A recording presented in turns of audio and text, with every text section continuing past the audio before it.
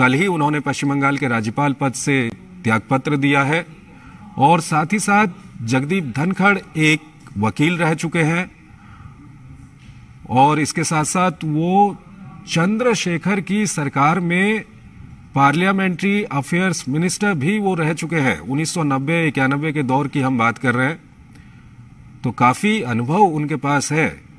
राज्यपाल का उनके पास अनुभव है, उनके पास केंद्र में मंत्री पद का अनुभव है। केंद्र में खासकर अगर हम मंत्री पद की बात करें तो पार्लियामेंट्री अफेयर्स मिनिस्टर वो रह चुके हैं और अगर वो उपराष्ट्रपति बन जाते हैं तो उनको राज्यसभा के संचालन की जिम्मेदारी भी उनकी होगी। राज्यसभा के सभापति भी वो बनेंगे, तो उनका ये अनुभव वहां पर भी काम आएगा। इस वक्त आप देख रहे हैं नामांकन पत्र रिटर्निंग ऑफिसर लोकसभा के सचिव को सौंप दिया गया है। ये सीधे दृश्य इस वक्त हम आपको दिखा रहे हैं संसद भवन से, जहां पर प्रधानमंत्री नरेंद्र मोदी, गृह मंत्री अमित शाह, रक्षा मंत्री राजनाथ सिंह, बीजेपी अध्यक्ष जेपी नड्डा और उसके अलावा तमाम एनडीए के नेता, जिनमें अनुप्रिया पटेल भी दिखाई दे रही हैं, केंद्रीय मंत्री तोमर भी वहां पर मौजूद हैं और तमाम केंद्रीय मंत्री, तमाम एनडीए के नेता वहां पर मौजूद हैं और इस वक्त नामांकन दाखिल करने की प्रक्रिया चल रही है। तो एनडीए के उपराष्ट्रपति पद के उम्मीदवार हैं जगदीप धनखड़, जो राज्यसभा के महासचिव के कमरे में इस वक्त वहां पर नामांकन दाखिल कर रहे हैं।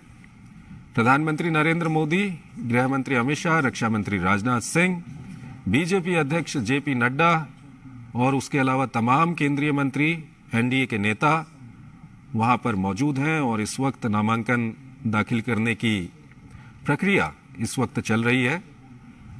और जैसा कि हमने आपको बताया कि जगदीप धनखड़, जो मूल रूप से राजस्थान के रहने वाले हैं और उनके अनुभव की अगर हम बात करें तो वो 1990-91 के दौर में चंद्रशेखर की सरकार में पार्लियामेंट्री अफेयर्स मिनिस्टर वो रह चुके हैं और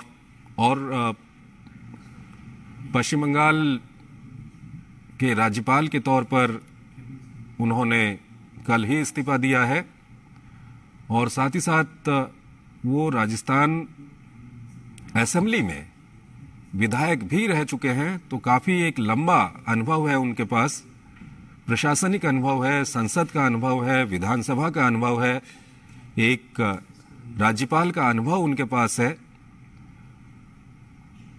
और सबसे महत्वपूर्ण बात यह है कि इस वक्त जो राजनीतिक गणित है वो भी उनके पक्ष में है और ऐसे में अगर वो चुनाव जीत जाते हैं और भारत के उपराष्ट्रपति बनते हैं तो उनको राज्यसभा के वो सभापति भी होंगे और राज्यसभा के संचालन की जिम्मेदारी भी उनके पास होगी। और उनका जो पुराना अनुभव है, चाहे वो संसद का अनुभव हो, राजस्थान विधानसभा का अनुभव हो या उसके अलावा 1990-91 के दौर में चंद्रशेखर की सरकार में वो पार्लियामेंट्री अफेयर्स मिनिस्टर रह चुके हैं, तो उसका अनुभव है, ये सारा अनुभव उनके काम आएगा। और इस वक्त ये सीधे दृश्य हम आपको दिखा रहे हैं संसद भवन से, जहां पर एनडीए के उपराष्ट्रपति पद के उम्मीदवार जगदीप धनखड़ इस वक्त नामांकन दाखिल करवा रहे हैं। प्रधानमंत्री नरेंद्र मोदी वहां पर मौजूद हैं, गृह मंत्री अमित शाह, रक्षा मंत्री राजनाथ सिंह, बीजेपी अध्यक्ष जेपी नड्डा और तमाम जो एनडीए के नेतागण और केंद्रीय मंत्री हैं वो वहां पर मौजूद हैं। तो ये सीधे दृश्य इस वक्त हम आपको दिखा रहे हैं।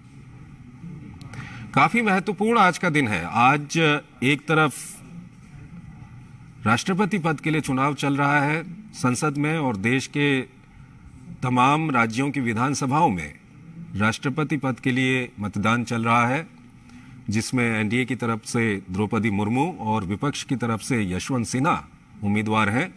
वहीं उपराष्ट्रपति पद के लिए भी नामांकन यहां पर दाखिल कर दिया गया है।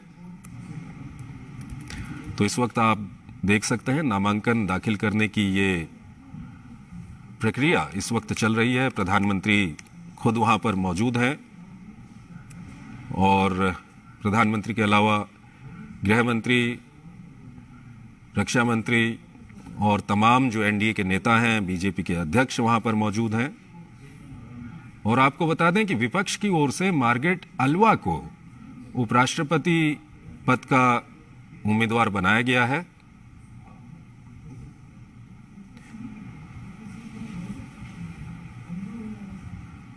तो लोकसभा के सचिव हैं उत्पल कुमार सिंह, उनके समक्ष ये नामांकन इस वक्त दाखिल किया जा रहा है। तमाम एनडीए के नेता वहां पर मौजूद हैं, खुद प्रधानमंत्री वहां पर मौजूद हैं, गृह मंत्री अमित शाह, रक्षा मंत्री राजनाथ सिंह, बीजेपी अध्यक्ष जेपी नड्डा, ये सभी लोग वहां पर मौजूद हैं। और आप देख सकते हैं कि उपराष्ट्रपति पद के जो उम्मीदवार हैं एनडीए के, जगदीप धनखड़, वो भी यहां पर मौजूद हैं।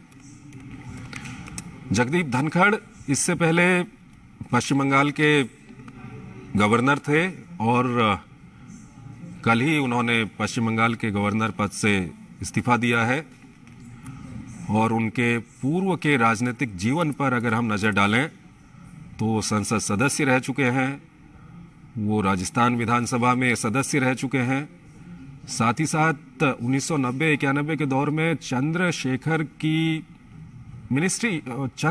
के मंत्रिमंडल में वो पार्लियामेंट्री अफेयर्स मिनिस्टर रह चुके हैं। तो उनका ये तमाम जो अनुभव है, वो अनुभव अगर वो चुनाव जीत जाते हैं, जो संख्या बल है, जो गणित है, वो पूरी तरह से उनके पक्ष में है इस वक्त।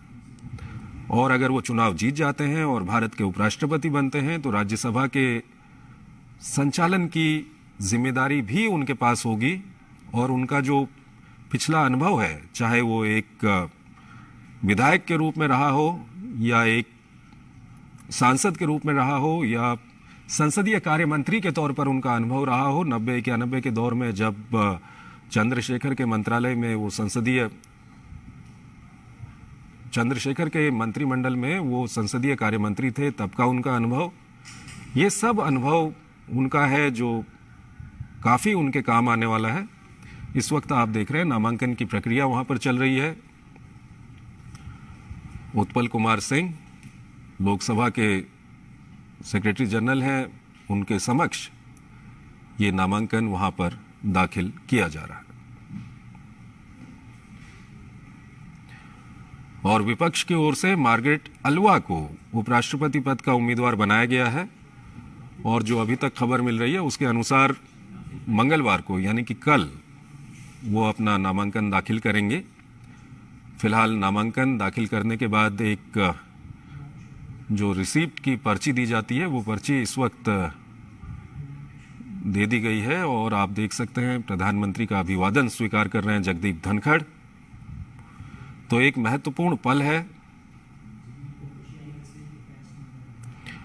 और इलेक्टोरल कॉलेज की अगर हम बात करते हैं तो राष्ट्रपति चुनाव में संसद सदस्यों के अलावा राज्यों की जो विधानसभा के सदस्य होते हैं वो मतदान करते हैं। लेकिन अगर हम उपराष्ट्रपति चुनाव की बात करें तो इसमें सिर्फ संसद सदस्य इसमें मतदान करते हैं।